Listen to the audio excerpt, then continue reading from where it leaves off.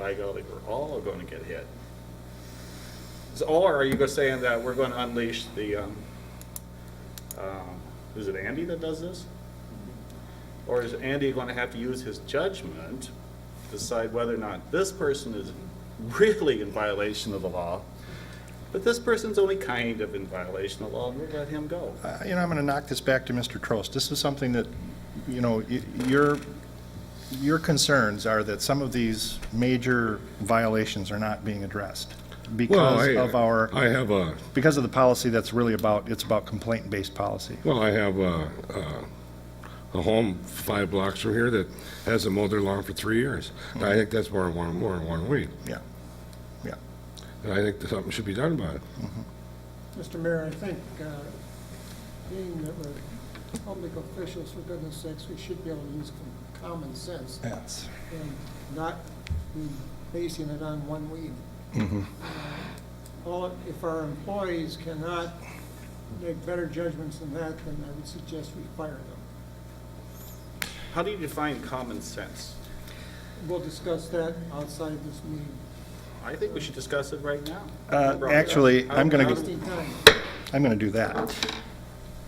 Common sense is the rule of common sense. It's different for everybody. I'm not going to get into a discussion about what common sense is. However, I think that there has been a request from a council member, and we're trying to act on that as to the duties of the of Mr. Villela, the code enforcement official. Now, there's a difference of opinion up here, and that's fine. And I think that we can discuss that at the workshop next week when we have that person here.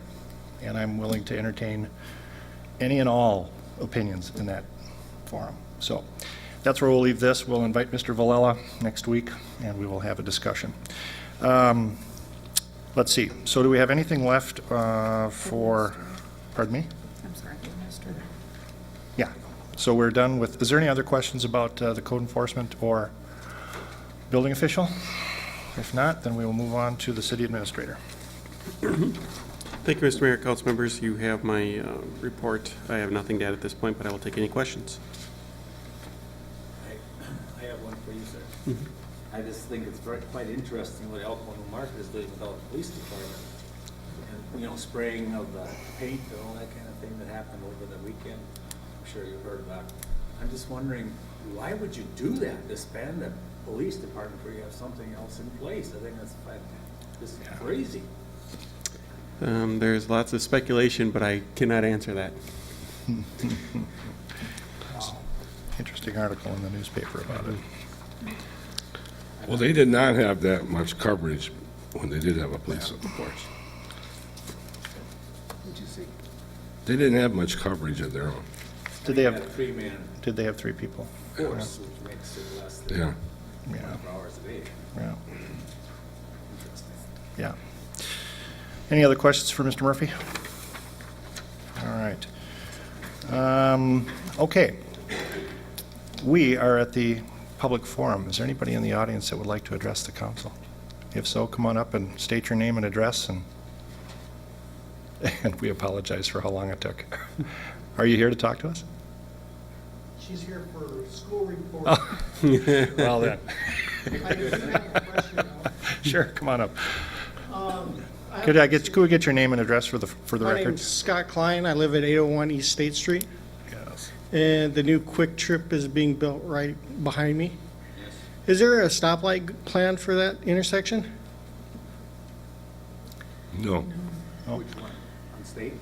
What, it's Laredo and, State. Commerce. Plaine. Aspen. Mr. Fahey. What's, yeah, that's that 25. newspaper. yeah. Yes. There was nothing planned for a light. It would all be based on traffic counts and how that intersection develops. Because it's already a pain trying to get out on the road there. Oh, it's terrible. MnDOT is issuing the access permit for the road. Uh-huh. So they've looked at it, they've looked at the turning movements, and they've okayed the permit, I believe, so. I think there should be a 4-way stop there as quick as possible. Yeah, one of the flashing ones that, you know. Well, anything. I don't know. It's hard now, I know. And there's the fire hydrant right behind us that somebody's put up a sign there, no filling of trucks, or, is there any way to improve that sign or something? Because it's just sandbags that are just, That sign doesn't say no filling of trucks, it says no trucks traveling on Church Street. That'll be a permanent sign. is it gonna be? Yes, there will be no truck traffic on Church Street. This council ordered it last fall. Not this Who's council, but allowed to fill out of that fire hydrant? Anybody? Because I Anybody see, who has permission from Public Works, we put our backflow meter on there. because what happens is the sand is built up on that intersection, and then it's going down, all the way down to my house, and there's weeds growing in between the street and the curb and gutter. So, and I don't want to be, lack of common sense, be blamed for the weeds growing in the street there. I'll look at it for you. Thank you. Yep. Thank you, Mr. Klein. Is there anybody else? Wait, yeah, ask the student if she has any questions. Yeah, come on up if you'd like to say something. Come on, ask us something. Just tell us who you are and why you're here. Don't go up there, he's gonna ask me.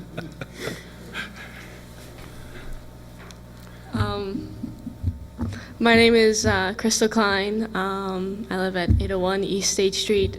Basically, I'm here because I am taking a political science class at the U of M Mankato. I'm a PSCO student. Basically means that I am a high school student, but I'm going to college.